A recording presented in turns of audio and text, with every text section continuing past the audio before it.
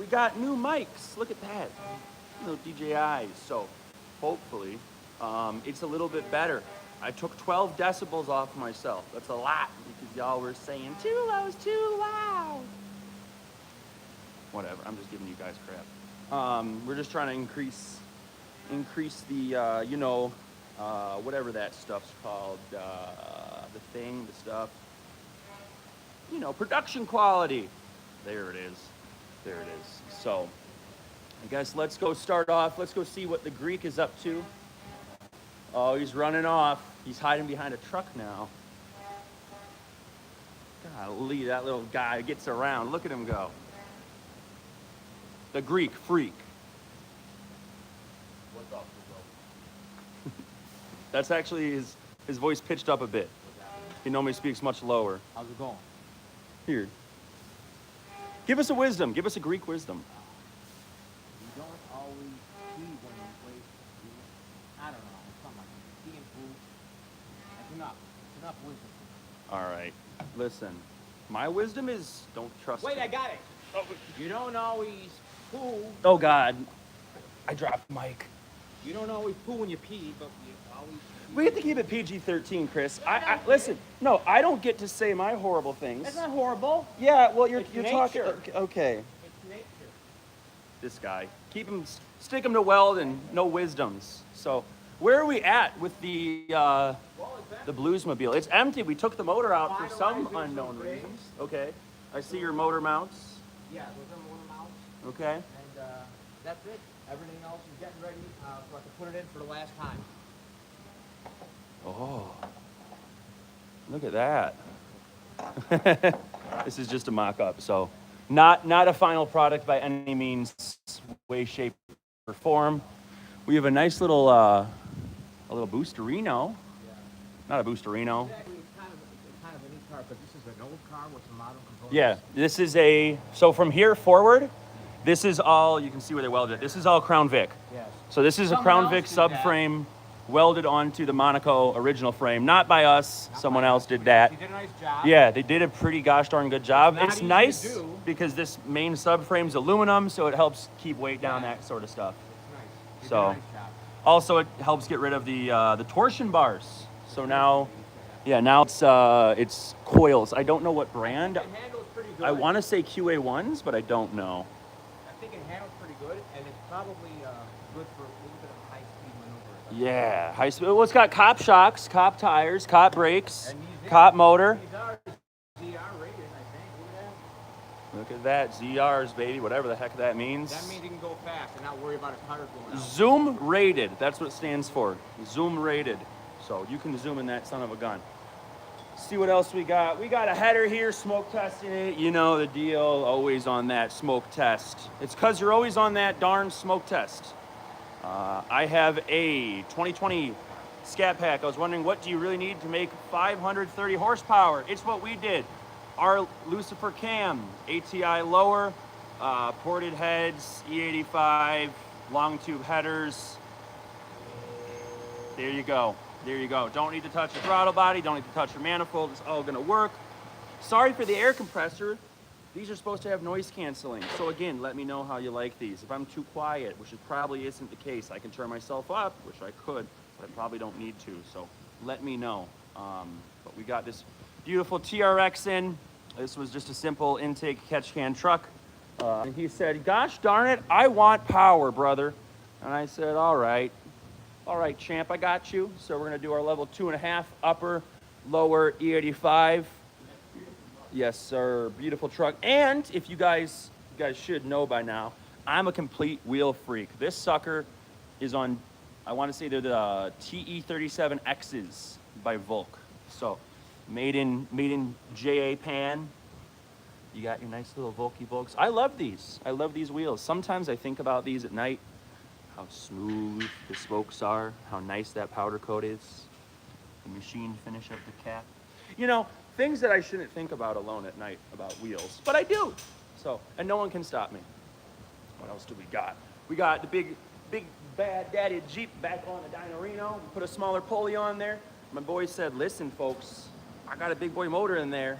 I want big boy power. And we said, okay, we get you a smaller pulley. So smaller pulley, it went, I want to say, from a 3.25 to, I believe, a 2.8. So a decent, sizable upgrade. Now, one thing Jeremy and I were talking about was, obviously this is a PD blower, so you can only flow as much air as the smallest opening.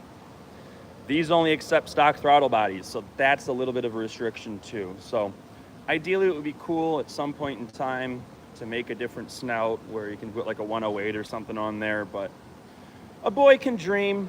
A boy can dream. Who knows if it's legit. So let's see what else we got. We got motors for days, folks.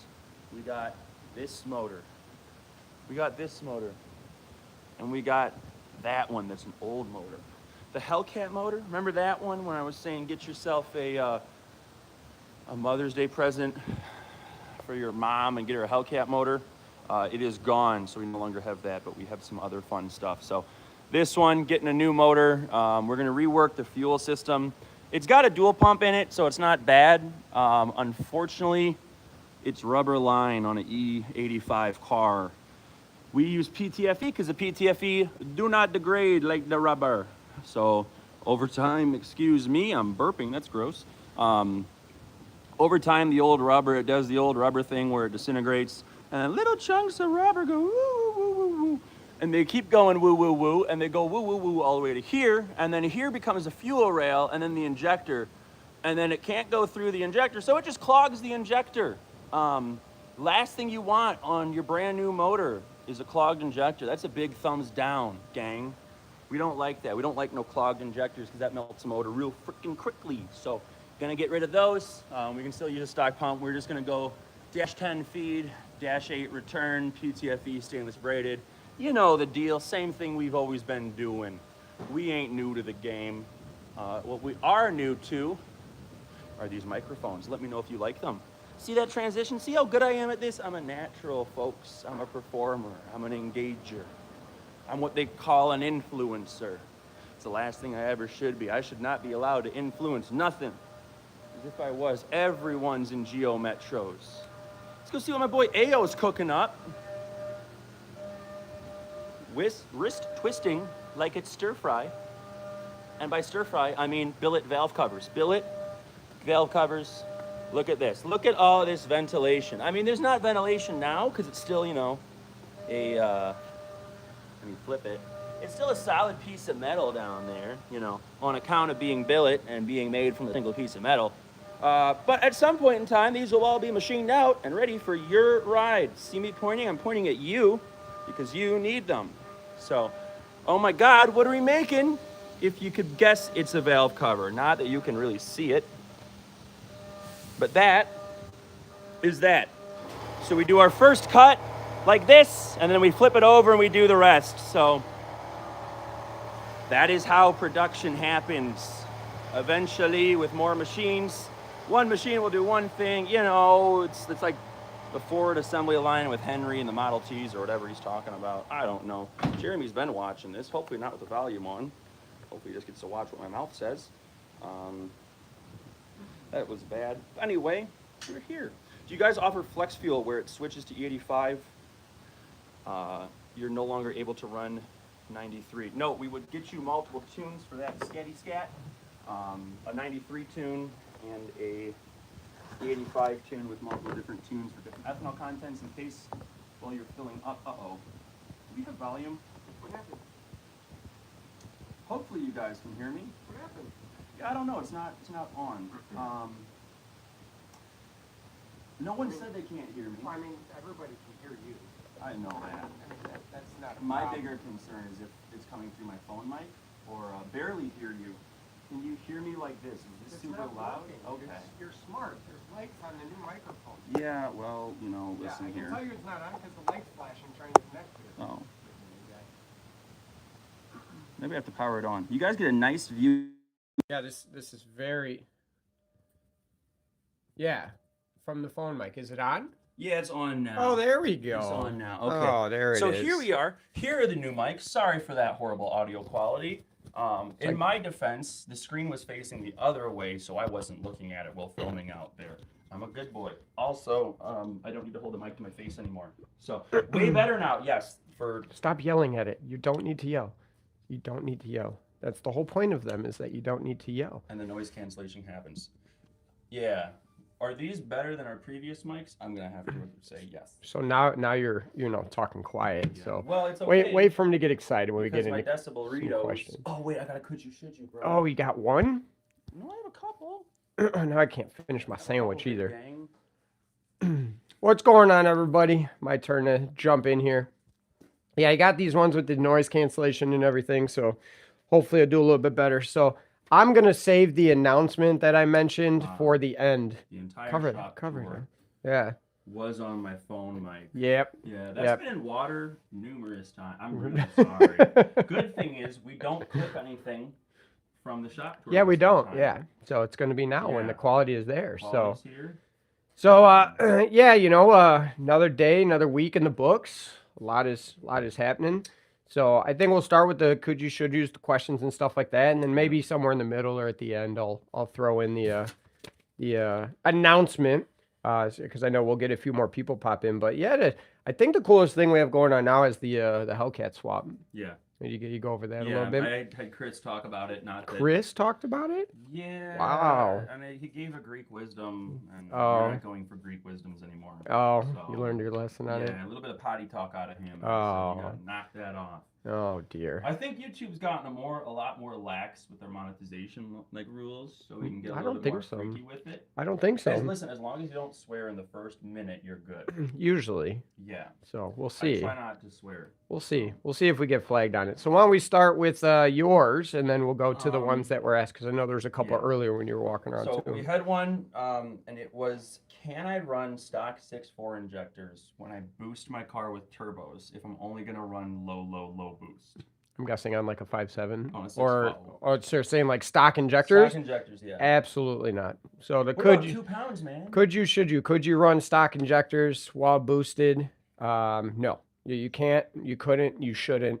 And the truth is, at 2 pounds, even that, the amount of power you might get out of it, it's just not going to be worth it. No. I mean, if you're going to spend the money and the time to put a power adder on your car, just buy injectors.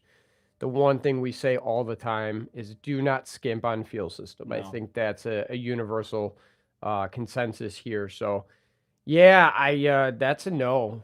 That's a no. And even in 5.7s, don't put 6.4 injectors into 5.7 when boosted and think it's going to be enough. So it definitely is not enough. Technically, you can get away with the Hellcats. We've been over this a million times. But 6.4s, no. 5.7s, no. Yeah. Don't do it. Please don't. Like Jeff says, buy once, cry once. Figure out what your end-all power goal is. Just buy it for that. You're going to be way happier. Mm-hmm. I have to buy injectors a second time. Luckily, I have a second car that can use those injectors. Otherwise, I'm selling them for, pretty much 40 to 50% off, because that's what used injectors go for. Yeah, but that's just definitely a no there. So do you guys want me to go out in the shop next to the machines to see if the noise canceling is gone? I don't think you're going to be next to it. I think it can be off in the distance. So yeah. Oh, now you're going to what are you trying down there? Yeah. It fell and got metal on it. Oh, new guy move. Somebody asked, how can you get one of our 3D printed intakes for the new charger? So we are finalizing we have the tube design. That's easy. That's not a problem at all. We are finalizing the box that goes around it. So during our testing, the tube does flow better than OEM, but it does let in a lot more heat in, low speed or idle conditions. So we developed a box to go around it to help reduce that effect. It requires our biggest 3D printer, and it's a little finicky when it comes to printing large, thin things because the walls on them are thin. So it just takes a lot of time. It's over 24 hours to print that box. So hopefully by early next week, we should have our next one that we're going to test fit. And as long as it test fits, we'll be able to start selling them proactively. So as soon as that becomes available, we will post up and definitely advertise it. So just follow our page and be ready for that post. So it is coming soon, very, very soon. So fingers crossed this print makes it. For those that don't know about 3D printing, large pieces can take 24, 48 hours, even longer. Yep. And It's the worst when you get, in a 48 hour, hours in, yeah, it 18 fails. hours in into a 24-hour print and it's overnight, so you lose any type of time or anything and you start over. You're out time, you're out material, Yeah. stress, cortisol levels spike, Yeah. as they say. Yeah. The box we The bone use, smash. the box we make takes one full roll of, Yeah. of the plastic we use. So The that machine. also stinks if it fails in the middle. We have to get another roll and have a partial roll for other things. So yeah. We have a lot of Yeah. partial rolls, so if We you have a guys lot want of partial rolls. keychains, hey. Gauge pods. We can bring gauge pods with it. We sold a gauge pod to an Evo guy, and Yeah. he hasn't said it didn't work. So Hopefully it fits. Yeah. It's kind of a universal glove box Yeah, thing. I mean, it glove kinda box all is. have it. It's not, Yeah. Dodge specific. You It can just trim it a little bit, the gauge slides pod or in. your glove box or Yeah. whatever if need be. But Right. it's nice because I like looking at gauges. You know what I mean? I like feeling like a race car driver. However, that E85 gauge, boy, is that sucker bright. So when it was on my pillar, it just blinded me at night. And you kind of get used to it, but having driven cars with the glove box mount, it's so much nicer because, you're not blinded. So it's nice to be able to see where you're going. Absolutely. But yeah, it's kind of that for that. What's the next one? This one, I guess we can go back over it because I was on the phone mic.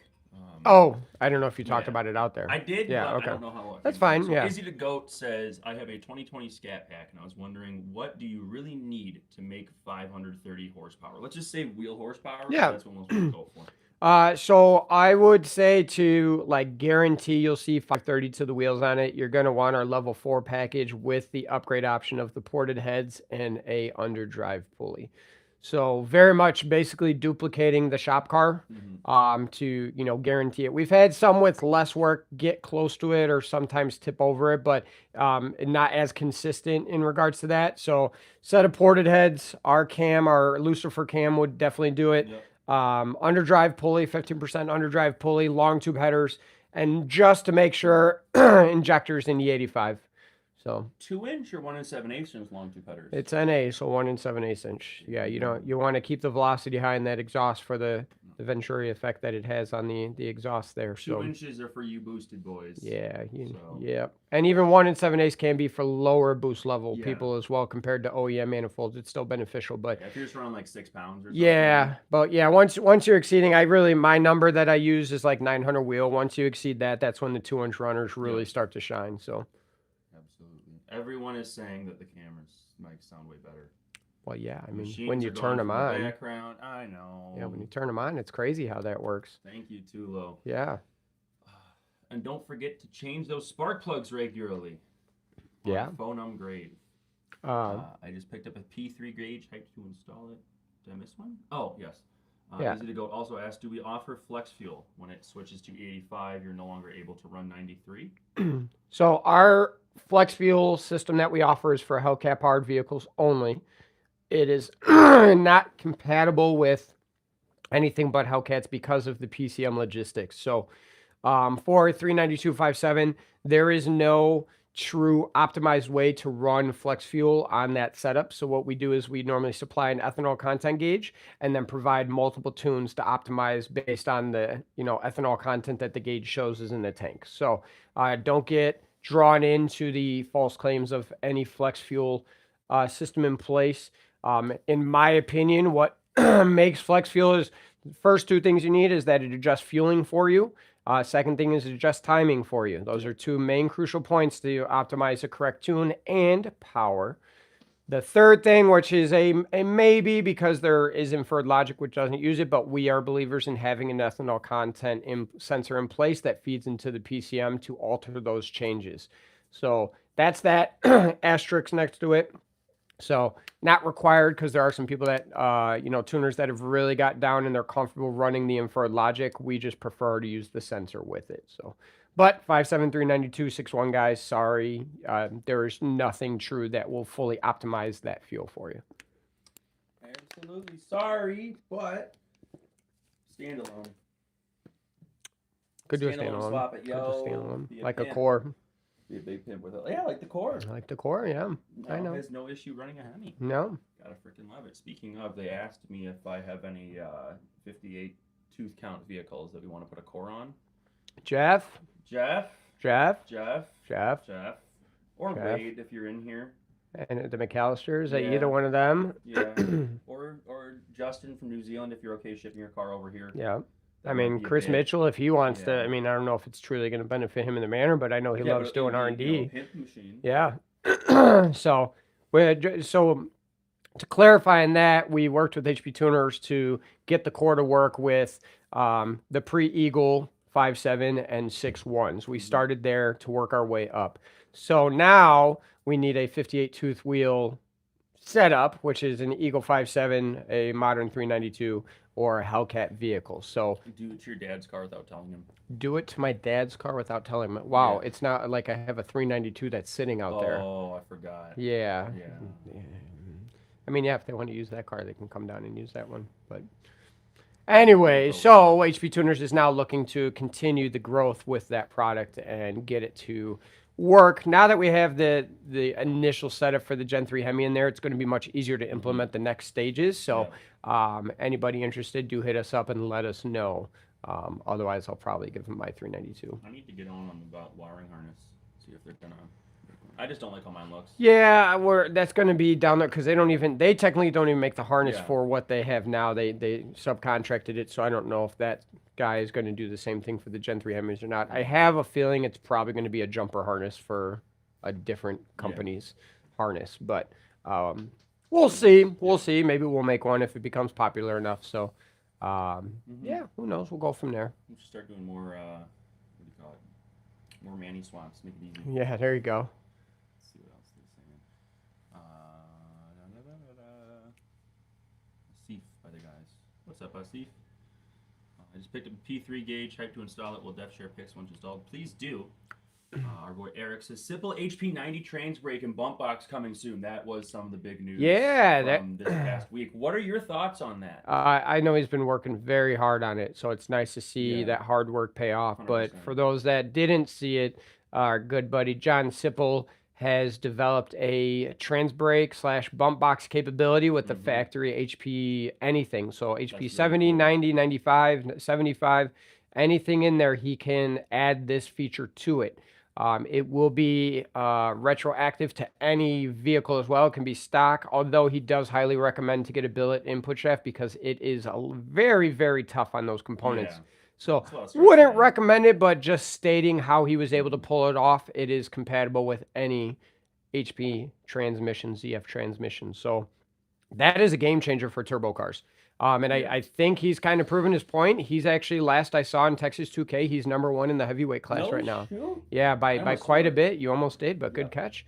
So yeah, he I mean it's awesome. I know he's been working on it for a very long time, and we're excited to see it work in the manner that it does. So that's huge for you turbo guys. You know, the worries of lag are reduced greatly. You know, you can go with those slightly larger turbos to hit those massive peak horsepower and efficiency setups that you want, you know, for the race cars. So yeah, it's pretty exciting stuff. That was very cool to see. I'm super excited to see what comes with that, man, because it's only going to get better and better and better. And man, I'm stoked. So Yeah, buddy. let's see how well the mic handles that little Yeah, right. loudness. Our boy Henry TRX says, hey, how much of a difference will I feel from going from a stock trans to a fully built Sipple with a billet input shaft and a 2600 stall converter? He made 876 and 876, I'm guessing horse, 916 torque on a stock trans on 93.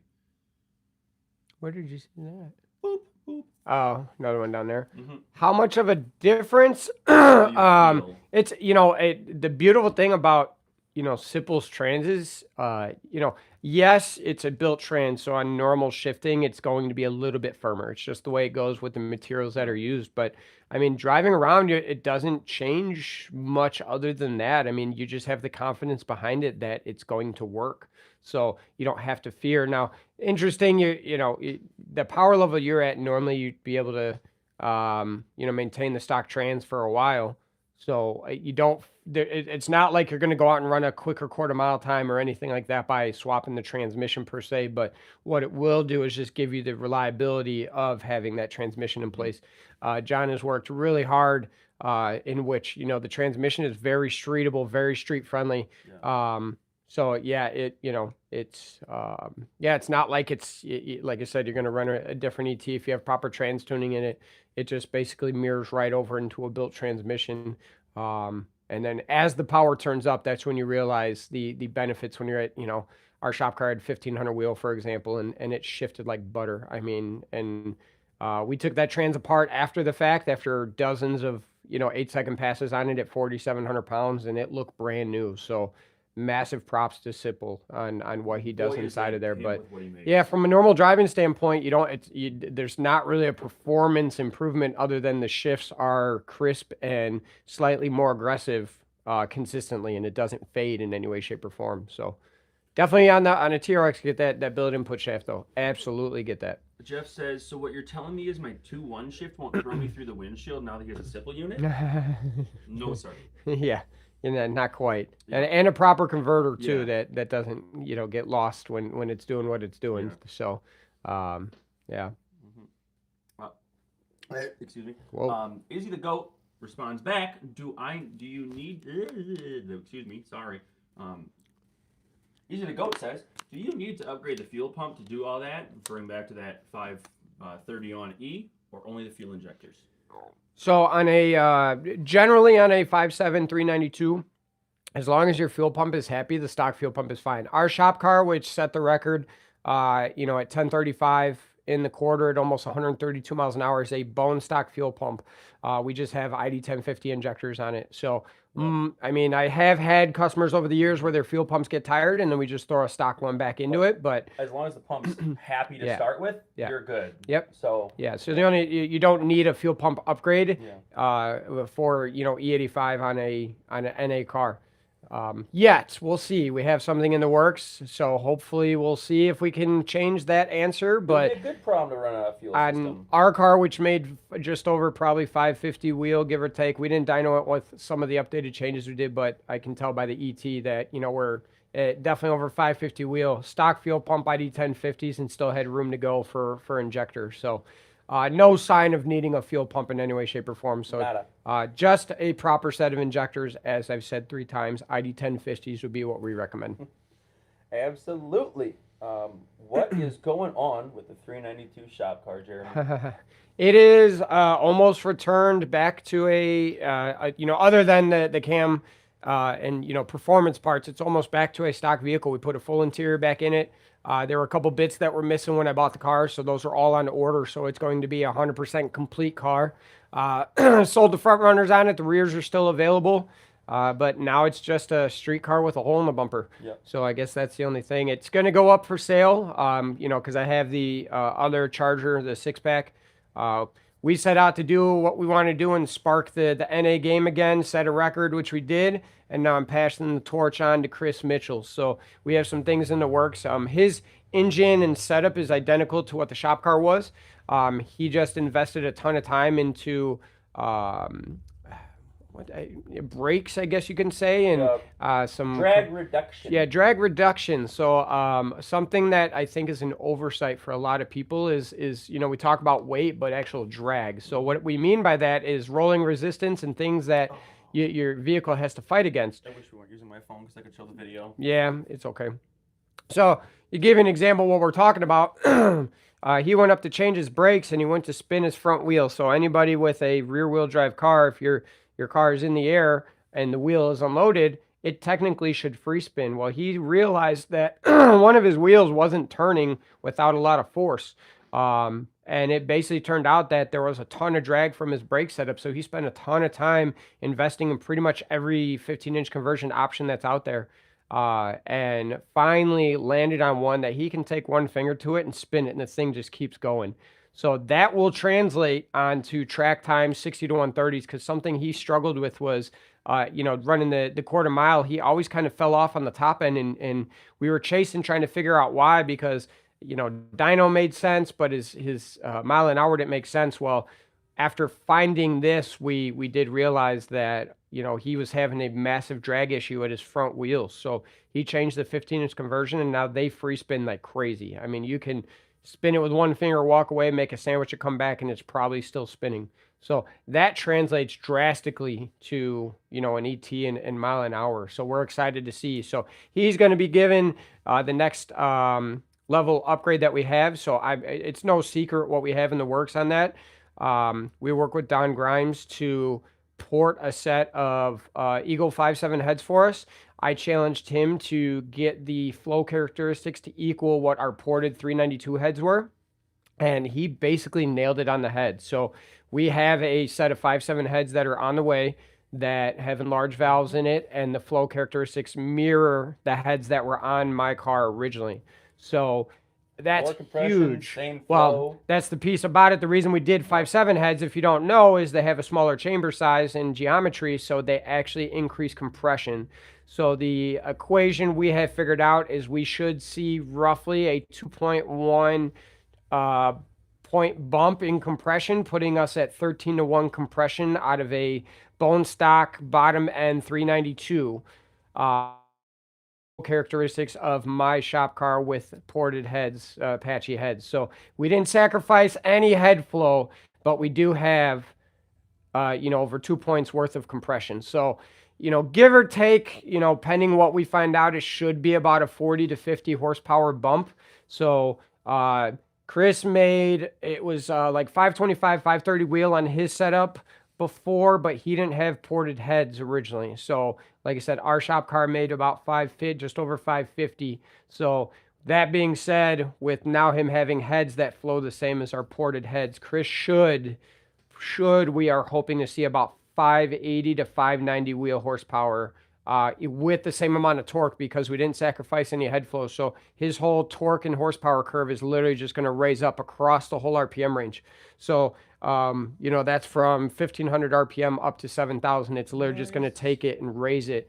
So yeah, that means he's going to make 580, 590 wheel horsepower and 580, 590 foot-pounds of torque, pending the intake. So we are doing some playing around with the 392 intake manifold. I'm having Joe pull some tricks out to see. I would love to be able to maintain and keep that intake manifold. Believe it or not, the runner volume is massive on them, so it's not a fact of the runners being restrictive. They do have tapers in the plenums, and the way the short runner valve activates, the short runner itself actually is not as drastic as you thought. We did a live before where we showed how much the short runner valve actually opens to create a short runner. So we have some things in the works to see if we can amplify the short runner effect to get the airflow volume we need at higher RPM out of it with a little bit of port matching. So we might sacrifice a little bit of low end with the port match, because I have a feeling at the lower RPMs we're going to, sacrifice a little bit of velocity, even though the compression bump we will see. So the torque might not mirror the horsepower quite as much, but I would love to keep the short runner in place. And yeah, if we can make 580, 590 with a stock 392 intake manifold and still have the massive bump in torque, we really, really don't want to lose the short runner valve. Get my foot out of there. So yeah, so I really, really would love to maintain and keep the ability to have a short and long runner when we need it. That's how our cam profile is set up. That's exactly what's... You want to go? Yep. Same. Right out with your boss.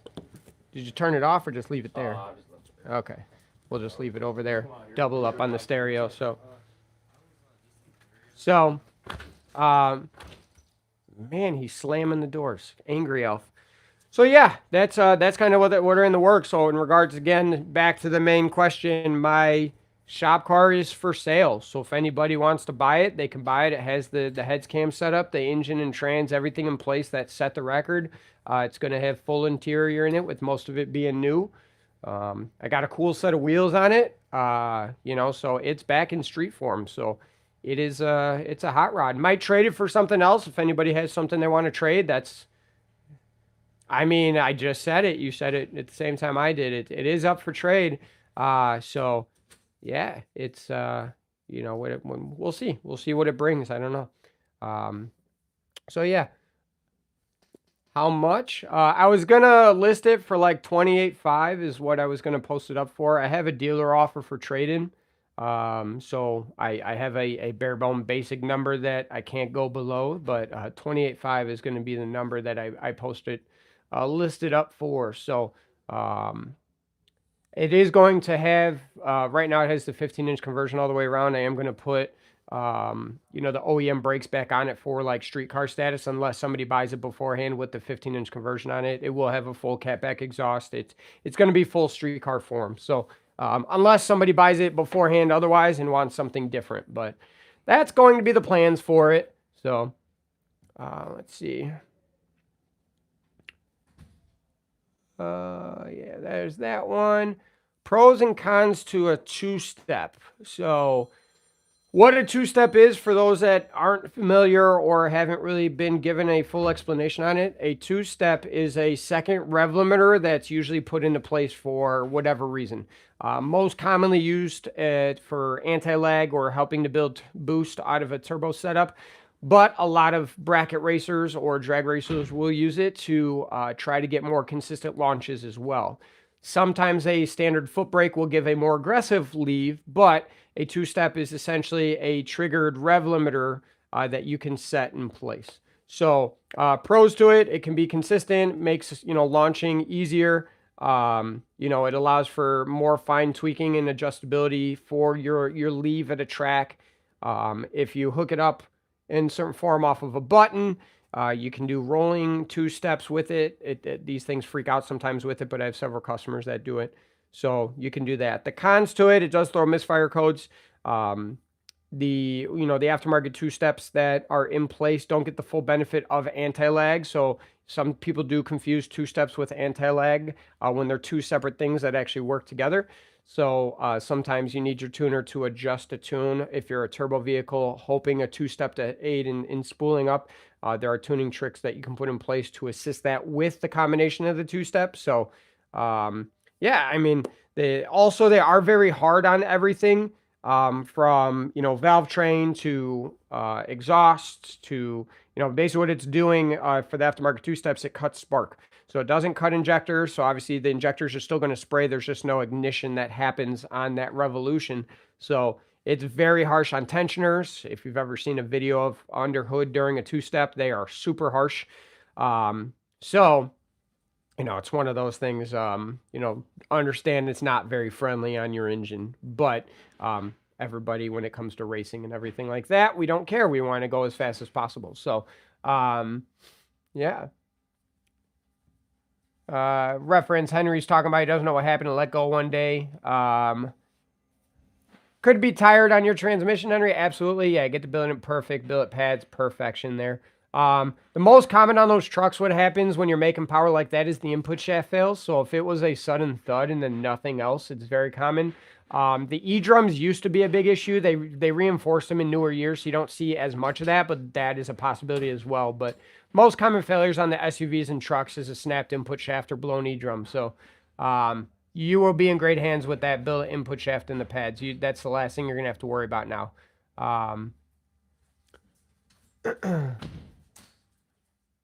Yeah, I'll tell you, Jeff, we'll talk on the side about the core. It's one of those, it will be a massive, the first one to do it, it's a massive hookup by HP Tuner. So it's more of a time thing than a money thing, let's put it that way. So Ray, trade, yeah, I'll trade you right out, White. You don't have to convince me anymore. So Ryan, for the 5.7 heads, want to say one thing. They're not for like Hellcat applications. So that would only be for like a 392 or 5.7 application. Keep that in mind. The price on it, I can't speak to it yet. I'm working again with Don Grimes. He kind of, he does it all the time, and it's more of kind of a side gig for him. He's a retired guy that loves what he does, and his passion and his knowledge really attracted me, and it's been great working with him. So pricing, I'm going to wait on him to announce or give the go-ahead on it. So I do know what I paid, and from what I'm going to see from a performance improvement, I think it will be a very cool option for people. The biggest thing, you got to understand, we did change both the intake and exhaust valves out. So there's a lot of parts that go into it on top of the labor. So it's not the same as just a simple port, but I do think if you're chasing anything NA or you want a max effort setup, I think it's going to be very popular. So once I test this, once I verify the results and everything, it will be an option, a package option that we will give with our level 3, level 4s. So we will have the price hopefully here in the next couple of weeks once testing is done. So Stay tuned on that. Welcome back. PCM unlock. Is it the one from told you about? Nope. Oh, That one okay. came earlier. Oh, This one's okay. Just, Oh, okay. Just a walk-in. Cool. So. Yeah, we do PCM unlocks, $280 same day. If you ship it in, we get, as long as it's before 3 o'clock, we usually can get it done and packaged and ready for pickup at that time. So $280. If you need your PCM unlock, let us know. Even if we're not tuning, we do it all the time. If you need it cold, we can pull it too. If you don't Yep. want to handle that, so if you only got one car, you can drive your car here, and we can pull it for you. So. Yep. So, all right, this is where we're at right here. Is it go? Says, should I go with your guys' Lucifer Cam or FRP Tomahawk 2.0? What would give me a better HP number? So I'm gonna go based off track times and dyno graphs and everything. So my personal car runs our Lucifer Cam, which went 130, almost literally 131.9 miles an hour, and went 1035 in the quarter mile. To give you an example, the next closest charger to us was 0.2 slower, and they had a high ram with a large throttle body on it. We went 1035 at 131.9 miles an hour with a stock intake manifold and stock throttle body. So let you choose at that point. I'm going to obviously be biased, but we put a ton of research into it. And right now, in regards to, I can say there's no charger that's faster. Matt got us on the Challenger side there. Again, his mod list is, I love it because it's different. Like we said, there's different ways to skin a cat. He has a 108 millimeter throttle body, a high ram, a totally different type of setup to it, a Holly for a computer. But the fact is, it's still a stock bottom end, so it shows you there's multiple ways to skin a cat. He runs his own cam profile. So technically, the two fastest and quickest 392s that have run are, include my cam and somebody else's cam, but not one that you listed. So I'm going to vote for the Lucifer just because I have it in my own car and I proved that it works. So, yeah, that gets my vote. I don't know what else you would need. So to ask which one would give more horsepower, I'd like to see anybody else with the stock bottom end that trapped, basically 132 miles an hour with a stock throttle body and stock intake manifold. So if you find anybody else, I will give them a shout out and let people know that they were able to make more horsepower. But, mile an hour at the track is a true depiction of what type of horsepower you're making. And I'm still waiting for anybody, with a stock intake manifold and throttle body to get close to what we did. So Absolutely. That gets my vote. And again, it has my name on it. So call me biased, whatever you want to do it. You come to my live, I'm going to vote for my stuff naturally too. So yeah. But like I said, I have results behind it. Dyno track. I own one, so if I wanted anything to go faster, I'd put something in it to make it faster. Yeah. But it's got what it's got. And the next record holder that's going to take my place has the same exact cam profile in it. So love people to play catch up. Let's go. It's going to be a fun year. Absolutely. Mr. Avey says, how much time and MPH gain do we normally see from switching to lightweight front brakes? He's doing this as we speak, and he's coming from the stock 6-piston Brembos. So rotating mass, Mark, I know you know, but great question for the others. We improved our performance mostly by rotating mass weight reduction. And so the rule of thumb is, if you're talking quarter mile time, every 100 pounds equals a 10th reduction in your ET, okay? So when it's rotating mass, the rule of thumb is that number doubles or triples the result, meaning every 100 pounds of rotating mass you reduce will double or triple the result, so 2 to 3/10 of reduction. So when it comes to brakes and wheels and tires, they are a compounding effect. So if you're saving, 40 pounds total at all four corners by doing a brake reduction down to a 15-inch setup, that equates out to, 120 horsepower in regards to the benefit. So you're going to see well over a 10th, if not more, of, reduction in your ET. Now, the other thing that isn't discussed a lot is as you reduce weight in all areas, it actually it reduces the strain on all of your drivetrain and engine components as well. So longevity increases when things are lighter when it comes to abuse. So it really is a great compounding factor. One thing we talked about on the shop car we were just discussing, most of our weight reduction came from rotating mass. Obviously, yes, we cut our exhaust in half and put an X pipe in and dumped it under the car, removed the interior. But the truth of the matter is, if I put the full interior back into it, you know, in that 1030s we were running, I was still ran easily at probably a 1050, 1060. And, you know, that's still very impressive for an NA392. And the reason it's still maintaining the times that it does is because of the rotating mass reduction. Just make sure when you're doing the brakes that they don't bind up, because drag on those things, you know, just be careful and keep an eye on that as what we're seeing there. So,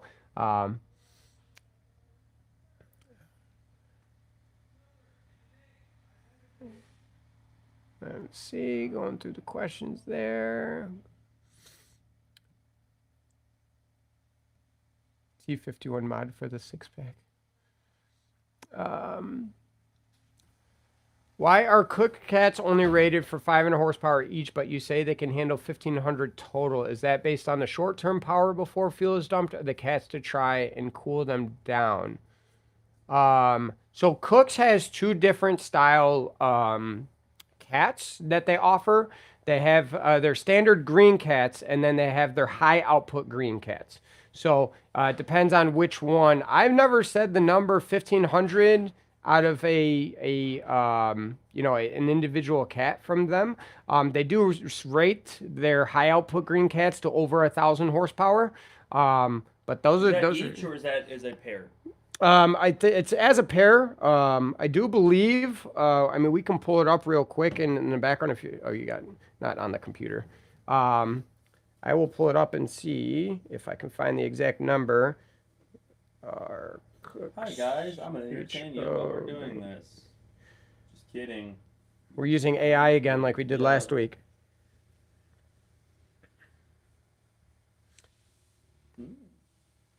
Fascinating. AI says that they're good to 6,000 horsepower. Yeah, right. What does it say, Jay? Yeah, it says that they're rated up to 1,000 horsepower. So they're saying that they can handle 1,000 wheel horsepower. Nope, not that one. Again, just multiple different things. Like some are saying 500 a cat, some are saying 600 a cat. The other one said 800 a cat. This AI says purple cars are faster. I don't know what that has to do with cats, but it said it. Yeah, another one says 500 each. So we're on the live. You want to come hang out? Yeah, come ruin this one too. Come here. So again, I've only said that they say 1,000 horsepower for their cats. But we were talking about like standard high flow cats. You know, for example, the other brands that are out there that don't use these green cats, you have to be careful because, you know, they're rated at like 300 horsepower each cat. So, you know, when you're buying a 2-inch set of long tube headers and they have just standard high flow cats on it, you know, and you're putting it on a Hellcat, you're already exceeding what those high flow cats are rated for. Yeah. So yeah, that's one of those things of just being conscious of. But I personally wouldn't run like, say, like 1,500 wheel horsepower is capable through a set of cats. I don't know anybody that would be close to that. I know 1,000, give or take. We've done it plenty. Yeah. Maybe push it to like 11, maybe 1,200. I know that's really good for that, besides maybe the high outputs, is like the stock Corvette ZR1X, whatever the heck. Yeah, we'll see how long they last those are though. Explode immediately. I wonder what the cat overtemp looks like on those. Yeah, I'm curious to see a data log, but I mean, even if you look at, you know, the Demon 170s, you know what I mean? Those are 1,000 horsepower cats from the factory technically, because they have to last 80, 100,000 miles on it. So, but yeah, I would never say that. The ratings, depending on what source you find it from, are 500 to 800 for each cat, and that's their high output. Mm-hmm. So I don't know which, you know, I personally say 1,000 wheel horsepower is what they're rated to, not 1,000 horsepower each. So pending where that falls, you know what I mean? And obviously they're going to be rating theirs at crank horsepower, not wheel horsepower. So they're concerned about what comes out of the engine. So I do know like their standard output ones are like 300 horsepower each. And I think you're right, the high output are 500 each. But that's the highest horsepower available cat that is carb approved on the market. So it's all we got. I don't make them. I don't, you know what I mean? It's what they have available. We don't mind the platinum. Yeah. Let's see what else we got? Jeff says, coming from the time frame that we have seen so much evolution on the platform since we started, nowadays, what do you think is the best head for big horsepower? Thytex, AFRs, or a stock head with a port, or something else? Good question. Stock heads with the port are good, but they're nothing compared to Thytech or AFR. Yeah. So we're still Thytech fans naturally. Craig has all of that time and effort put into developing the program that he has, so he's still a top dog for us. AFR is just sitting behind him though, so they did very well with their head designs, the capabilities of it. Just be conscious of the valve springs that are in it is my big thing on that. Just make sure they're right and check those. But yeah, right now it's one of those on a big horsepower build. If you have Thytech or AFRs, you're not really going to be able to notice a difference or look at a dyno graph in comparison and be like, oh, this one has this. Definitely Thytech. We use both Thytech and AFR. I will say the go-to still for us is Thytech if it's available. It's just the availability is still very hard to get. They come in batches, come in waves. Yeah, so that's still my go-to, but I have no issues or qualms with AFRs once they got everything ironed out. So you are good in either hands with those. Right, yeah. Brother. Justin, there he is. Speak of the devil. He says, because the trans brake option that the Demon has, be activated on a red eye. No, it cannot. But Sipple's system that we discussed earlier is shippable and installable in your own garage. So Justin, you will be able to take advantage of this one as well. But people need to be careful. You don't want everybody jumping on board for a trans brake. It's not necessarily the most beneficial for everybody. So just make sure application specific that it makes sense for you. So a trans brake does not translate into faster all the time, but it does help with consistency. So if you want it, it will be available for you to install. So I should get a haircut today. I was thinking about that. Good idea. Yeah. Speaking of cutting hairs, can the 6-pack have rolling anti-lag?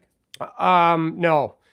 Not right now. For the 6-packs and all Hurricane-equipped vehicles, there is no factory ECU tuning at this time. As of 3/20/2026. Yeah. So right now we're relying on we use JB4 for our piggyback systems for manipulation of that. So it's essentially the way to look at it in simpler terms is a fancy boost controller. So we raised the boost on it. We also are working, they released a video where they went to the track for a fuel bias control. So what that is it gives us a small adjustability for fueling because one thing we can't tune out right now is cat over temp protection. So on a long quarter mile pull, it's getting pig rich, especially on a direct injection motor. It's not good for performance. So with the fuel bias, we are able to tweak it a little bit. So it's been on our car, our first car and our second car, and we have it working very well. So I do know I was talking to Terry, and it's something that will hopefully be available to the public soon. If you're local to me, I can't install it on your 6-pack and tune it as of now. But soon enough for those remotely, you'll be able to have access to it. In which, like we are offering now, I will provide custom map tuning. So the JB4 allows me to build custom settings for you and send it to you. I will also do data log review and tweak accordingly as needed. So that is something we're offering now for our JB4 equipped vehicles. So all Hurricanes, from the Wagoneers to the Rams to, the 6-packs, I can now provide that. Just kind of fun seeing them go to the racetrack. I don't know if you guys saw the video. Look them up, Burger Motorsports. They took their own 6-pack to the track. It's the first one I've seen outside of the media reviews, going to the track. And with some practice, they pulled off, an 11.8. With an E30 mixture, which is very good. I wanted to test because, we traded our two-door in, which we had that running 11.3s, 11.4s in the cooler weather. So seeing that video, I'm like, you know what? I put the JB4 and I didn't make a hit in it yet. So I took it out yesterday just to try, and they did an 11.6 right away. I went back and did 2 more. I was sharing with Chris Mitchell just to show how funny the JB4 or the Draggy is. So we do all of our test hits on the same exact road, same exact direction, and in Mexico. And I did the hit twice, and I produced the time almost identical twice, except Draggy said one was invalid because it had a 1.5% decline because it goes based off of the elevation. And I did the hit again, and then it was valid. So the times are identical. Everything's the same. It just said that there was an incline one time and then a decline on the next. So just goes to show you the tools we have access to are, variable. But my dash went 11.6, and I wanted to confirm because our two-door was very close to the draggy, and this one is the exact same. So dash said 11.6, my draggy said an 11.6. And that was the first time I did a hit in it with the weather being in the 60s. So it was actually 60 degrees out. DA was positive 1200. And every other pass I've done in the car was negative DA. And this is bone stock. So when I did my 11.4s, I had my intake on it with the catless mids. And this car is bone stock right now. So I have a feeling as soon as we do the mids and put our intake back on it, it's going to dip right back into the 1140. So the two-door, four-door, it's not impacting performance negatively in any way, shape, or form. So anybody that's curious on it, I really think these things are about the exact same weight. So, yeah, so on that, though, my six-pack is going to HB Tuners on Monday, so I won't see it until they're ready for it. So I don't know how long it's going to be. Yeah, whenever that happens to be. I'm not trying to say as soon as I get it back, it's going to be cracked, but they're going to have the full vehicle there with full access to their engineers on the car. So this is any Hurricane owner, this is our biggest hope right now that we are going to be able to tune this platform here in the near future. Cross your fingers. Yeah. Cross your fingers, guys. Fingers, Hurricane owners. Yeah. We might have something. We might not. We might have something. We might not. We'll see. We might have something. We'll see. Maybe core support. That'd be cool. They don't care about core your brand new vehicle. They want to get into the computer. Oh, no. I don't want core support. I want it. I want my dash. I want my heated and cooled seats. But I want to put a Hurricane in like a 65 D200. That's fine. But I want to be able to tune the factory computer first. So, all right, next question. How much horsepower gain does your Lucifer cam give? And does it require a different torque converter than stock? So our Lucifer cam is a more aggressive cam. I do put this cam in stock converter cars, and they understand that it might be a little lurchy, in parking lot speeds and low RPM. So I do normally, recommend or state that. So yes, for optimum performance, a nice 3,400 to 4,000 RPM stall, depending on, if you're track or street oriented, will be beneficial. The cam itself is upwards of 70. We've seen by doing the cam swap over from before is going to be 50 to 70 horsepower, depending on ported heads or not. Long tube headers, E85, and all things considered. So, like I said, mine made 550 wheel horsepower with the stock intake manifold, stock throttle body, with our 3D printed, Build Evolution's 3D printed intake, and it made 550 wheel, 550 torque, and yeah, I mean, that's it. We do have another cam that's what we call our Cerberus lineup. That one's still pretty a decent cam. Can get away with stock converter completely, or like a 1320 converter, so just a small bump. That one still sounds good. It's just not as aggressive. Yeah. So, but if performance is your number one and that's what you want to duplicate what we did in the shop car, the Lucifer cam is going to be the one for you. Yes, sir. Speaking of cams, do we recommend the underdrive fully for a full bolt-on cammed 5.7 manual? You're gosh darn right. Yeah. So if you guys don't know, we were just talking about rotating mass. So one of the easy ways on an NA car is making the crank pulley smaller. It's rotating, it's mass. It's also off the end of the crankshaft, which is awesome to reduce the mass there.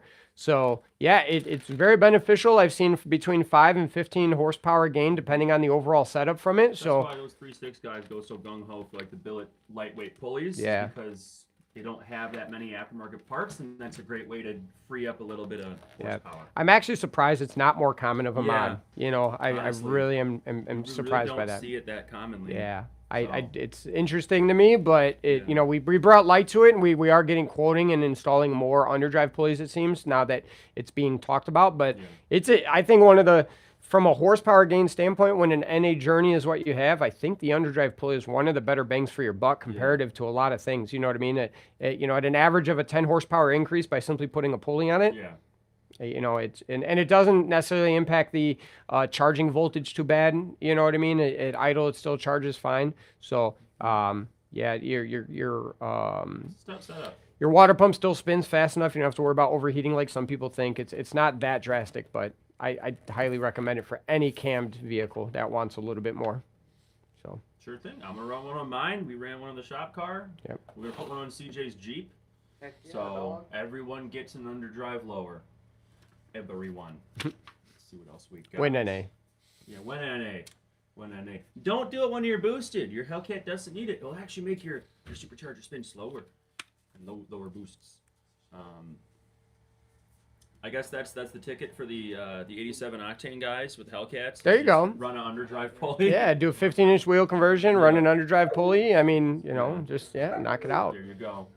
Our boy Justin, over the dog, says, "Is there a better intake than my factory Red Eye one?" I believe he was referring to that open element factory Red Eye airbox that they have. Justin, what I'd recommend for you, so that intake is outstanding, and honestly, I really can't say the two aftermarket intakes we use are Leg Maker intake and JLTs make a very good intake. I wouldn't say that necessarily is going to flow better because that OEM setup flows very well. Now, what I would recommend for you to possibly look into, and if you don't have anybody local that can do it for you, believe it or not, if you throw it doesn't have to be a large, but a velocity stack on the end of that intake, you'd be actually very surprised. You can gain upwards of 1.5 pounds of boost by throwing a velocity stack on for track purposes. So 1.5 pounds of boost is, can be 25 to 35 horsepower increase simply by changing to a velocity stack on the intake side. So get a velocity stack,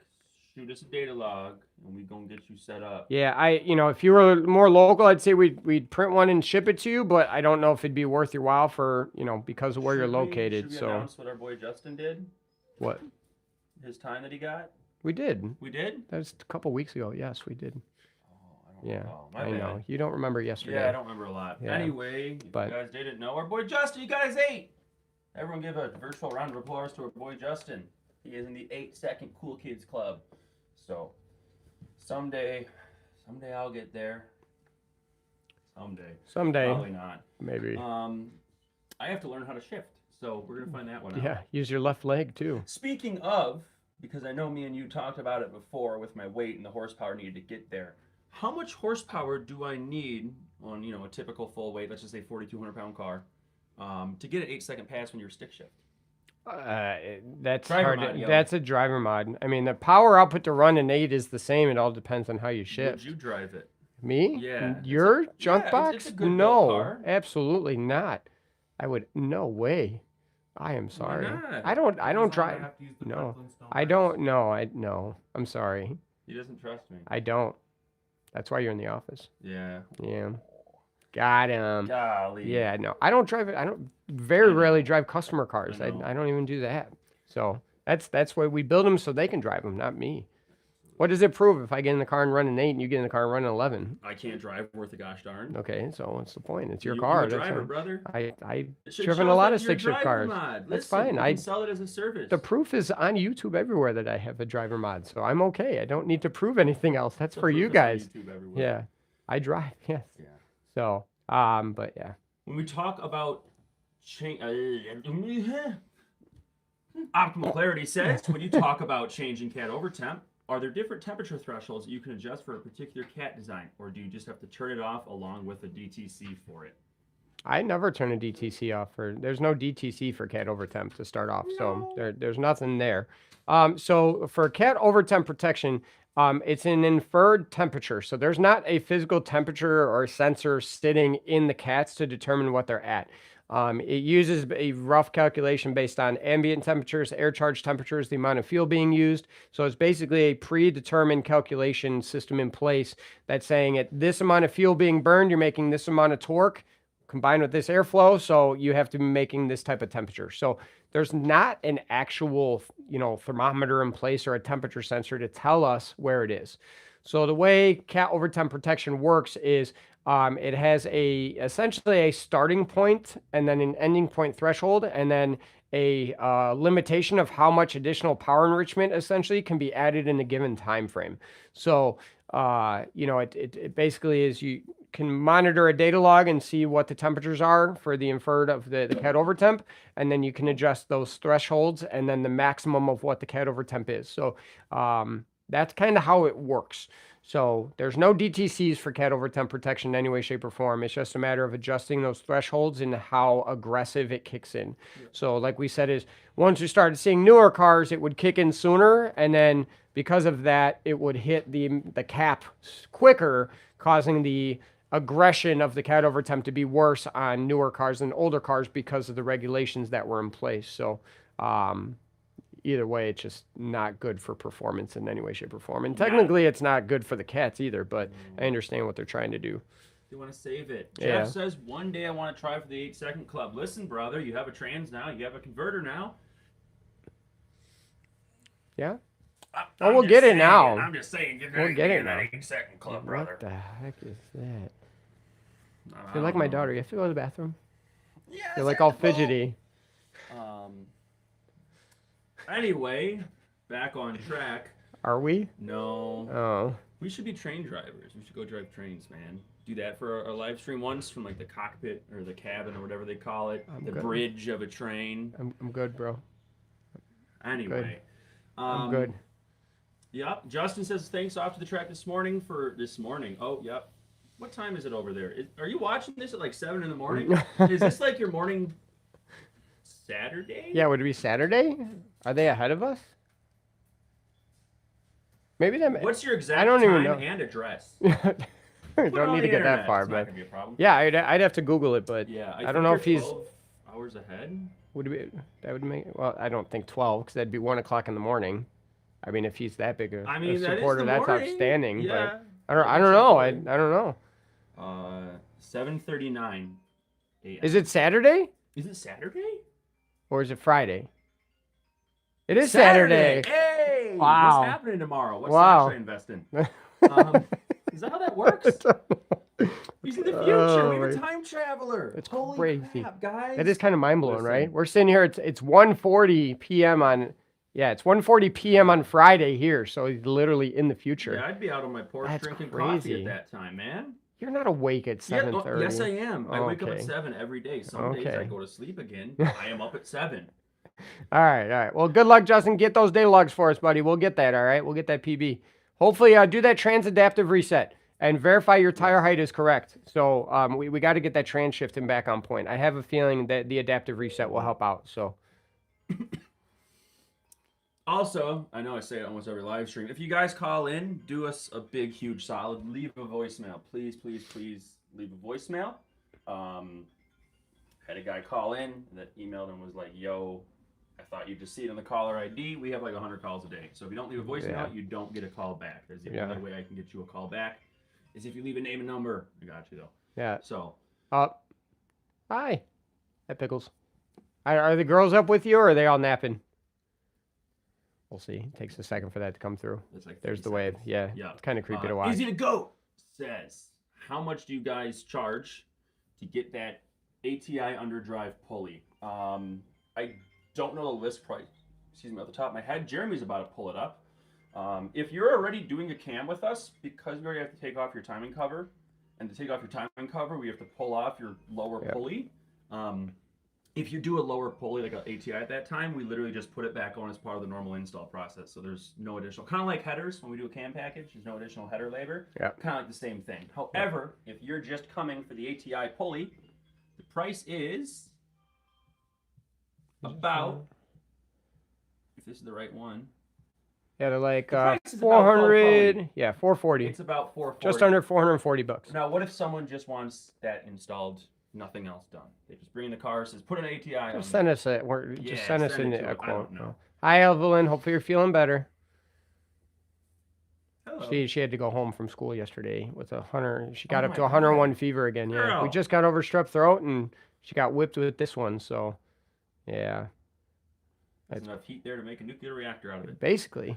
Listen, every single type of power generation is just turning water into steam. From the very beginning of the Industrial Revolution to now, we used coal and we turned water into steam. Now we just use nuclear stuff and turn water into steam. It's always been water and steam making power. Never changes, except electricity. By electricity, I mean solar. I don't know where that came from, but let's Listen, get back to the okay, question. I'm just saying, thorium reactors are a get great back- nuclear reactor. Let's Get away from, I want to say uranium. Just go thorium. No one does it. Anyway. Just come back. Just bring it back. It's okay. I did a presentation on it in Oh, college. okay. All right. You're... All right. If Boss Man, okay. Oh, this is no. We're not going to pull it up and show if it. Boss Man could have any 80s to 90s model vehicle that he could build in any way he wants, engine swap, etc., it's open. All right. So what would it be? Did you tell him about this? I sent it to him. Oh, that's why. Okay. I sent it to him. So Calling. no, don't ever stop calling. We're on lunch / our live. We'll get back to you as soon as we're done. So for those that don't know, the rule in my household is what you had to learn how to drive a boat before you could drive anything else. So my first vehicle that I ever purchased, second vehicle, I bought a 1978 Monte Carlo off of my cousin for $1. $1. And I destroyed it. So the first vehicle I actually got to like own and drive was a 1984 Buick Electra Park Avenue. So I tried hanging on to that car for as long as possible. I got a lot of tickets for it back in my old house because it's sitting in the driveway rotting away. But I said that when I got, ahead in life, I would restore it in some way, shape, or form, but I had to lose it. So Tulo, doing his marketplace stuff, found a 1985 Buick LeSabre, so very close to the same car. It was 85. Trust me, I know, it's 85, yeah. You would know. Beautiful car, 9,800 miles on it. It is mint. 9,800 original. There's not a spot of anything on it. It is beautiful. They want 15 grand for it. That's what they're going for. That's what they're going for. They're not out of line, but man, was it beautiful. So you're basically buying a brand new car. And everybody's like, oh, you LS SWAT. No, bro, I would preserve. I would just drive it. I mean, I wouldn't want to change anything about it. That's when it's that old and that mint, it almost just becomes like kind of like how like the real posh guys call it, where you're a steward of the car. Yeah. You're just taking care of it. You don't own it. Yeah. But now if you're talking about a modified car, I'd probably want to get another Talon, a 1GA like I had. Yeah. I had a 90 Eagle Talon. What? Black? No, I don't want to do blue like I had before. Yeah, dude. No, mine was blue. Trust me, I spray painted the back bumper. The paint was peeling, so I got 3 different colors because they have like a fading thing on it with silver, and I spray painted the back bumper. Yeah, bro. Get it. I would do that at DSM, believe it or not. That's kind of where my actual need for speed started. I would do that. I would absolutely do that, being a 90s car. It's right there in the 80s, 90s. Of course, I'd love like a Grand National too. Be all over that. Yeah. Crazy. Wow, Grand National is a car everybody wants. People are hating on the 6-pack for being a turbo 6-cylinder. That's not a muscle car. It's not a V8. Weird. That turbo 6 will never be a muscle car. Weird. And then clean haters. Grand National selling for $200,000 at Barrett Yeah, Jackson. haters. But they're not muscle cars, and no one's ever gonna want it. Haters. But they're selling for $200,000. Yeah, haters. It seems like people want it. Yeah. It seems like people want it. It's I missed my 94 TSI. That thing was fun. I know, Jeff, you didn't ask me, but you're gonna get an answer anyway. 95 Integra. 95 Integra. Weirdest thing. Or wait. Oh man. Are we still doing them in 80s? What? The Vegas? I think early 80s, maybe, right? I don't know. I know nothing about Vegas. I love me a Vegas. I don't know why, but anyway. Horrible piles of garbage, man. Come on. Anyway. Program. Justin W says, how the heck do they get away with doing 8s over here in shorts and a t-shirt? He's been watching the new ZR1X. Oh, yeah. Basically, if you do a private track rental and the track's cool with it, they kind of don't care. You know what I mean? You sign your life away. Yeah, it's kind of case by case, but like sometimes when you do a private track rental, whoever's hosting the private track rental is tech. Yeah. So the tech can be as simple as, how many fingers am I holding up? And if they say 2, you're good to race. You know, I went down the track with 1 working brake. So we play things loose over here. It's fun. Land of, home of the brave, land of the free. I guess. We are free to have as many safety issues as we want. Take our lives into our hands, right? Absolutely. Yeah. Don't need a cage, you know what I mean? Ray says, I'm definitely leaving you in Afghanistan. Context, I want to go. That's it. A lot of DSM fans. Everyone wants a DSM in here. Well, Mackenzie is Jeff's friend, and he blew his DSM. Was it I think the diff blew up or the T case blew up? It was a different T case. I saw him post up looking for one. That boy has That's the problem with those little 4-cylinders, bro. That honestly, you know, with the technology we have now, because think about it, back in the day, it was making 600-700 horsepower, and that's where they're flying. You know what I mean? Oh my god, if Aubrey heard that. How much horsepower? I'm not No, gonna do it. no, It's dead. It's not funny it's anymore. not dead. It's like It's not. It's not at all because my daughters don't do that. So Okay. no, it's not the same. Yeah. 300M billet shaft T-case, exploderized. Exploderized. 300M, Wow. like a Chrysler 300M. Yeah. Well, we have a good amount of people in here. You think I should make the announcement? I think we should make the. Actually, I think we should make Chris Mitchell make the announcement because he just showed up late because he doesn't care about it. It's almost like you could go on your phone and set an alert, and make sure that whatever job you have knows that from 12:30 to 2:30 Central Time. You could also, if you were a real one, if you were a real G, but you're not, you could click like, hit that subscribe button, and smash that bell icon. That way you're always notified when we post lives, videos, shorts. But you didn't. We see where your loyalties lie. And they don't lie with us. Just like you lie about loving us. Yeah. See how that one worked? Yeah. Yeah. Yeah. I really hope that doesn't make it a short. Yeah. So, wait, now we're getting a bunch of questions. Yeah, So, oh God. we'll finish those questions. So we'll throw the announcement in the mix. Yes. So, so the announcement. Now we're not gonna. This is the only spot you're gonna hear it publicly announced, just because I know a lot of the people that follow us weekly and everything are in here. So, I guess it's official. I am now taking ownership of Dyno Tune MP as well. So for those that don't know, Dyno Tune MP, it is the Ford shop that's on the same property of ours. So this is not Satera Tuning trying to do Fords. I am literally purchasing a new business or an existing business, and I'm just going to be owning it while they carry on. But we are going to modernize it. Chulo's already, we're blending the teams together, so they don't have a sales team. Well, now they do. That's why we have so many positions available from techs to sales, because we are bringing the same support over to the Fords now, and combining the reputation and knowledge that the Dyno Tune business brings with the modern marketing and sales force that we have. So anybody that has a Mustang that needs to go fast, F-150, anything at all Ford, you can send over to Dyno Tune MP, and then our team is going to be assisting with that going forward. So don't ask me to make your 4.0 V6 fast. I'll tell you to put a 2.3 in it and turbo it. So we're excited. It's been a long time coming, a lot of discussion, a lot of negotiation on it, but yeah, Mike's on his way to retirement. So Put him out to pasture. we want to carry on his legacy and just take it one step further. Yeah, we'll yell at him. So we do need mechanics. Absolutely. The wife nailed it on the head. We did land another sales guy yesterday. So when he starts officially, we will probably embarrass him somehow on one of our lives.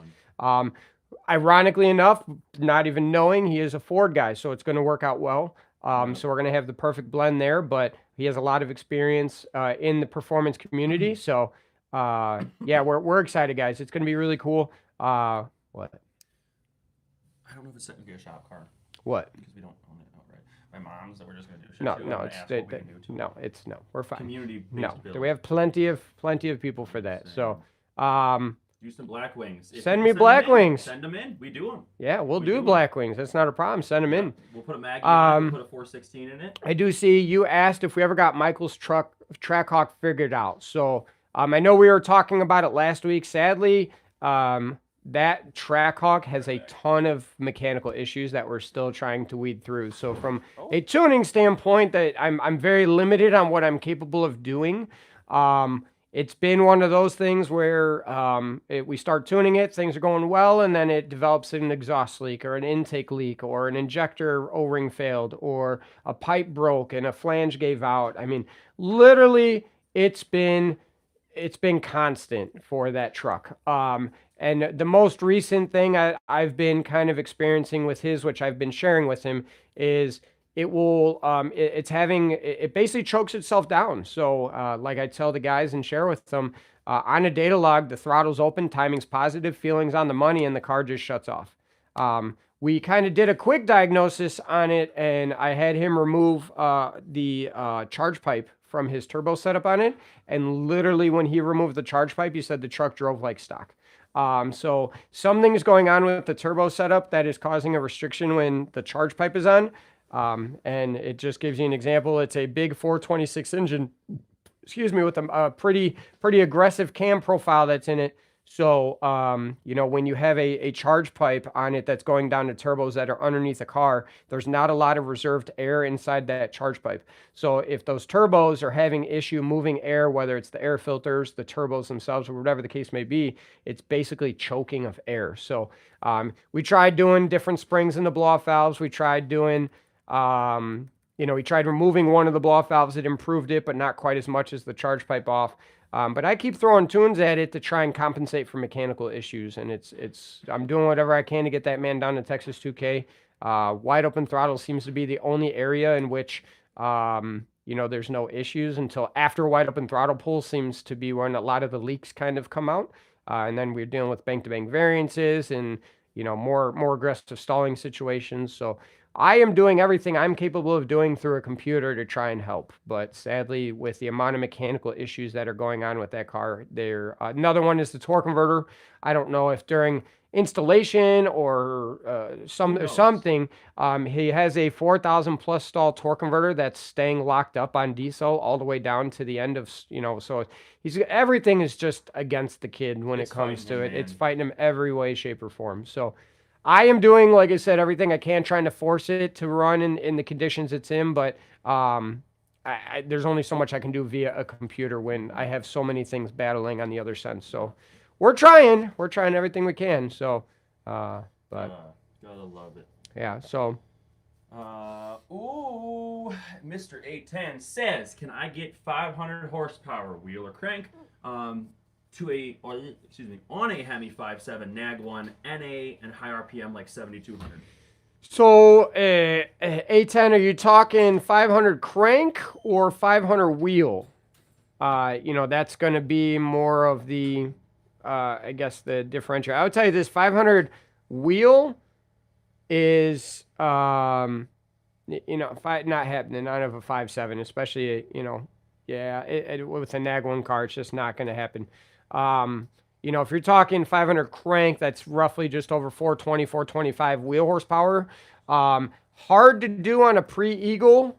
You know, yeah, I mean, that's tough out of a pre-Eagle. If you're an Eagle with a Nag 1, 420 is right where we fall with our proper cam setup. We do a 392 intake manifold. I guess you could rev it to 7,200 RPM, but it depends on the heads on it if that's really beneficial, because even with a proper cam swap, the heads really don't flow that well at that high of an RPM. So generally, you know, we shift them at like 6,200 and make 420 wheel, which is roughly 500 crank. So yeah, I mean, you can do it. I just wouldn't, you know, you would have to put some you know, real aggressive head porting on that setup and change the intake to rev to 72, but not needed if you set the cam profile up correctly. On a big car like these, especially with a Nag 1 gearing, you really want to use that low to mid-range power and torque to excel. That's kind of what we did on our shop car too, even though it's an 8-speed, but we didn't have a high revving cam. We went 1035 again at 132, shifting at 6,600 RPM. So don't always get so stuck on higher RPMs if it's not what's beneficial for a setup. So, but yeah. Devil's advocate, high RPM sounds amazing. They do. I mean, so we've I built. understand it. I completely understand it, but it might not be needed for this situation, as shown by our shoppy car. Yeah. Yeah, I mean, we've built some to rev to 8,000 RPM. Bill's this year. We're waiting on a new set of headers for him. We shift that one at 7,600 RPM. So we have setups that do that, but it's purpose built. Yeah, so they're designed for it. It's not there's reasons. Yeah. Shifter up there. We build it around being shifted at that RPM. So. Yeah, and just in a Coyote versus Hemi shootout, that's usually how our track events end up being when we do rentals, because the Dyno Tune would accompany us all the time with customers and this and that and the other. So usually when you come out, you'll see a bunch of Hemis and a bunch of Coyotes and Mustangs there. So an occasional GM. Yeah, we still have them around. We'll still have them out there. We bully them. I love them. He does. Yeah. I bully him because it's funny. It's they just get mad. what comes, we take care of. So. Yeah. Let's see what we got. All Motor X says, Jeremy about to buy a Gen 3 Yote 10R80 NA shop car. Get it to 2,500 pounds and run 950s all motor. If we do that, if you think about it, a Coyote is a K9. So you're all motor Rex. We could be all motor Remy because he's also a K9. All motor Rome? What? I'm just I thinking did, about it. yeah. I don't know if I should do it. I don't know. I don't know if it'll be, maybe the Gen 4 would be the ticket though. I was thinking about a Yo. Gen 4, just bare bone The and Gen doing 4 it. is the move because Yeah. flex body gauge cluster. Yeah. Right. Yeah. Right. And also Yeah. it's angled, so Yeah. like It's been a discussion and thought. I will tell you that so what some don't know on this subject, which will be on the live and people can go. I've actually been tuning for Dyno Tune MP for a lot of their newer Gen 3, Gen 4, or Gen 2, Gen 3, Gen 4 Coyotes since I've probably been here. A lot of people don't know, but I actually had a twin turbo Gen 2 Coyote for quite some time. So I've been tuning them for a while. So maybe I'll have to take my stab at an NA setup. We'll see. But yeah. Hemi swap a Coyote car and call it a shop. Oh, okay. Here's what we do. We get a GT500 and a Hellcat, and we just take the motor. Well, hold out on, and hold go- on. Focus. What? Yeah. It's a thought. Yeah. All Motor Rex says, for context, we tried 7,100 RPM in his car with the same setup as the black shop car. His car is substantially quicker at 66 to 6,800. Yeah. So that So- just goes to show you, we try, and the data doesn't lie. You know what I mean? All right, so what I'm going to do, because the next question is people doubting our draggy and our time. So we would go to the racetrack. I would rent the racetrack to prove these times. The problem is our tracks don't open until April. So I'm stuck with onboard timers and draggy. So I will show you right now. Nobody's don't. All right. Don't Let's steal see. his identity. All right, so I'm going to wait. There's like a little delay on the screen here. So let's see. How can I get it? Can you tap on the back of the screen? Yeah, this is when All the right. confirmation code for your bank comes through. Yeah, right. All right, let's see. They get to watch our football chat. Just want to Okay, good. All right, let's see. Did you see it? up a bit. There you go. All right, so you see the top ones right there? 1164, 1165. I look at the date. Literally is yesterday. Okay, that's on the Forda. We talked about it earlier. I went out. Now, this just shows you how draggy is. You see how one says invalid and one says share? I do the same hit in Mexico on the same road every time. Sometimes it's valid, sometimes it's not. So this is what we have as a tool to determine. So, as an example, what? We might need to turn your mic down next time. Okay, We're making it red. I'm making it red. Yeah. So this year is the best time. Oop. Fix it too low. I'm sorry. Fix it. This is the, here, tap on it. Tap on it. 1144. There you go. 1144. That is our best time on a draggy that we got. Again, on the same road where sometimes it shows that it's valid, sometimes it doesn't. It's just, this is all for testing purposes, so I could care less if it's actually valid or not. I know what road we're doing it on. So, yes, I did actually run those times. We talked about it a little bit earlier as well, that, they posted their video where they did the 11.8, and I went out. We had the 2-door, and I just traded in for the 4-door, and I haven't done any hits on it yet because the weather was bad. So it was actually 60 degrees out yesterday, and I did my first hit with the JB4 installed and everything, and I did 11.6 on the dash, and I'm like, oh, I got to go get my draggy to make sure that it's the same. And then I did 2 back-to-back 11.6s. So 3 11.6s in a row. I did the 11.4, 11.3, 11.4 that we recorded when I had my intake on it and my mid pipes. This car is bone stock right now.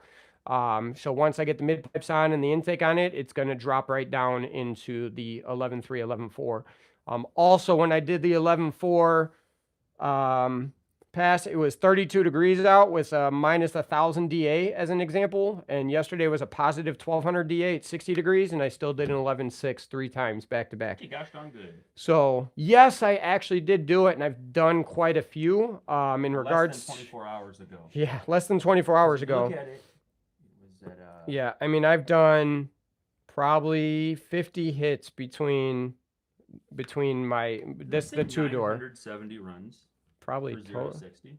Where? Oh, 97. No, 97. Yeah, 0 to 60 is 97 runs. But that's also under 10 seconds. There's other ones too that were spinning and stuff. But yeah, I mean, 0 to 60 runs, I mean, you're not going to see it because it's fine. We'll have to adjust it. But our best 0 to 60 in the car was a 3.5. like 350. The rest average at 3.6 because I can, with the JB4, adjust how much boost I have on the leave. And I found that if I go over 6 pounds of boost, it usually spins the tires. So, yes, believe it or not, all-wheel drive spins the tires. We have salt all over the roads. It's been cold. On my car. Yeah, yesterday, there was a blizzard on Monday. I don't know if you guys know, but we literally had a blizzard. It was crazy. It went from like 50, 60 degrees of thunderstorms, and then overnight it blizzarded, and we had like 6 to 8 inches here. Yep. So underneath the snow was ice. My car froze solid. Yeah, I was on bald tires. Yeah, that's why most of us didn't even make it here. So my dash timer, so I did an 11.3 in the car. So our dash timer has been within 0.05 seconds of every draggy we've done. My dash timer shows an 11.3. I didn't have the draggy with me when I did that one. I was actually just messing around and decided to do a hit. So I've done 11.3, 11.4 in my two-door more times than I can count. And my first hit in my four-door was an 11.6 on the dash, and I went out and backed it up on the draggy. So, yeah, I have it down to a science. I was talking to Terry about what they were doing and how they were launching and everything like that. So they're learning. They only have a handful of launches really on the car, where I have probably 100 0 to 60 hits on it between the two cars. So I kind of got a little more practice and seat time behind it. So. And I know somebody asked earlier if we've done any aftermarket wheels for the 6-pack yet. We have not, and we've asked people because they are very unique. It's a Trackhawk bolt pattern with the offset of a wide body Charger Challenger. So there's nothing really out there that's already made for it. We did have a gentleman from Michigan that said if we're ever up that way, he'll let us, use his 17-inch drag pack. So if you're watching, thank you. It's just Michigan's a bit of a trip. So yeah, and just for a wheel wheel local tire, with like a Trackhawk setup, we just don't want to just grab one off a truck out there. We want someone that is aware of it. Right. Give us a call, give us a text, something. We would love to try and put your wheels in our car and see what needs to be done, because it's not like we don't have a 5-axis CNC here. Don't let him hear I said that. Yeah, Joe will kill me. Yeah, no, Joe will kill no, us. I'm actually talking to Paul at Crown Customs they're the ones that made the wheels on my C8. Yeah. So I'm talking to him, and he's trying to see what he can find. So I have some basic designs available for it, but I don't know what will fit yet. So that's where we should look at T37 style. No, stop. Pin. No. So I would love if anybody has a Trackhawk with a 17-inch radial. If they would let me borrow the wheel just to see if it fits. Yes, please. Because I will throw a 17-inch radial on all four corners. It should definitely fit in the back, but we got big brakes up front. Yeah, so big old brakes. That is kind of an unknown. Yeah, and being all-wheel drive, it's a more of a unique type of approach to it. So we're trying. It's just that, of course, Dodge had to throw something unique into the mix and really kind of throw it off on us. The good news is at least it's a 275/40/20. And Mickey Thompson already makes the ET Street for that. So at a bare minimum, we can work with the 20s, but ideally we want, that bite that dedicated drag pack gives us. So will the new Charger take a 100 shot? Absolutely. Yeah. Let's do it. So Justin, so my car now sits with the tune-up I have in it about 580 to 600 wheel horsepower and about 650 foot-pounds of torque. So stock it made 470, 480 wheel horsepower. So we are well over 100 horsepower over what it was making stock, and that's just with a JB4 piggyback tuner. So I have tuned a Hurricane, the same engine that's in the new Charger, was swapped into a Grand National for roadkill nights last year, and I tuned it via Motec, and we made well over 820 wheel horsepower on race gas. And there was no hiccups, no knock. There was nothing of a concern. I just didn't push it because nobody really has at that point. And the last thing I wanted was to be the one to find out for a vehicle like that. So I've said it before that, if HP tuners can get me access to this, we're going to be able to make, 600, 650 wheel horsepower on a tune-only stock vehicle. If we do a stage 2, like all the import guys say, and get catless mids with an intake, we'll be able to make 800 wheel horsepower plus on race gas easily. I would like to push it and see what we can do on E85. My guess is 700 wheel is about where it's going to tap out on corn with out a low pressure fuel pump upgrade. So a low pressure fuel pump upgrade will be in the works, in which then we will be able to make 800 wheel horsepower plus pending the injectors. That's kind of the big thing. So race gas, as you guys know, doesn't require larger injectors than of normal pump gas. So I know the stock injectors can handle 850 wheel horsepower plus on race gas. Once we throw the mix of corn into it, I don't know if we're going to need additional changes. So if we do have plans of making a port injection manifold to go onto it, as all of the inline 6-cylinder setups do, like the 2JZ, the B58, and everything like that. And then get a port injection controller that will plumb into the factory fuel system, and then throw a set of ID1050s in the mix, and then we'll have all the fuel that we need. So that's the long term. But right now, I just want to get access because I do think one of the bigger areas of opportunity is the transmission. They only have this thing shifting at not even 6,200 RPM. That's where it redlines is 62. So it actually shifts around 6,100 RPM. And being a dual overhead cam VVT compatible setup, I know with some VVT changes and the ability of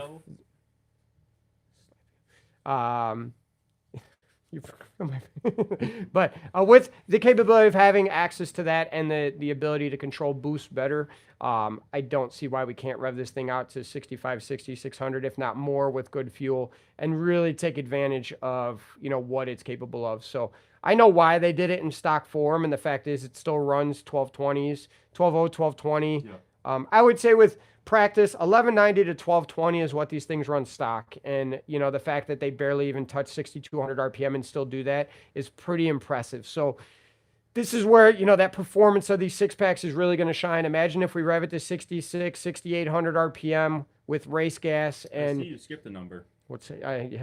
See?